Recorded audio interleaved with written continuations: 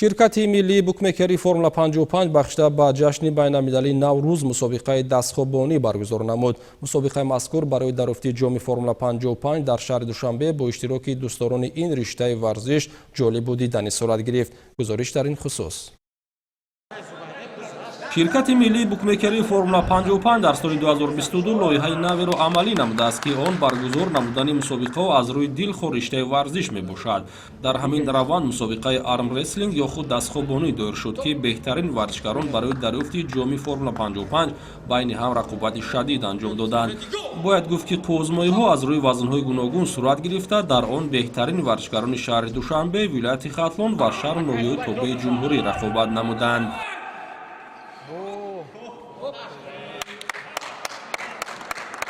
طول 4 سال در نمود دستخوابانی یعنی آرم رسلینگ تمرین میکنم و من از دو نمود سپورت یعنی ورزش هم گوشتینگ هم دستخوابانی برآمد میکنم. این روز خوشبختانه سزاوار جای دیوم گشتم و کوشش میکنم در دیگر مسابقه ها پرچم تاجیکستان را بلند بردارم.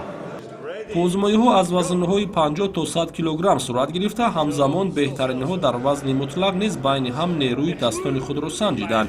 باید گفت که آرم رسلینگ بعد از والیبال بین مردان و تنیس روی میز سومین مسابقه محسوب می‌شود که در دایره جام فرمول 55 گذرانیده می‌شود.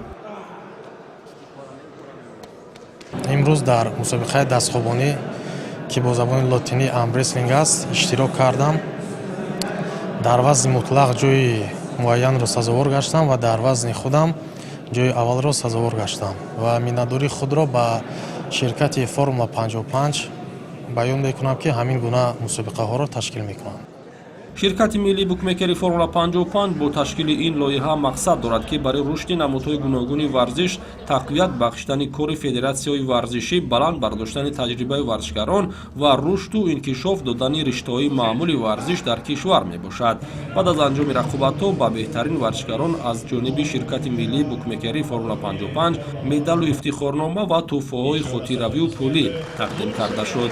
در دایره جام فرمول 55 در دوام سال باز یک قطار مسابقه‌های دیگری ورزشی دایر می‌شوند. همین طور از روی نتیجه دستاوی زینه سوم را دسته شهر نویای توبه جمهوری، زینه دوم را ختلون و مقام اول را باشد دسته دوشنبه اشغال نمودند.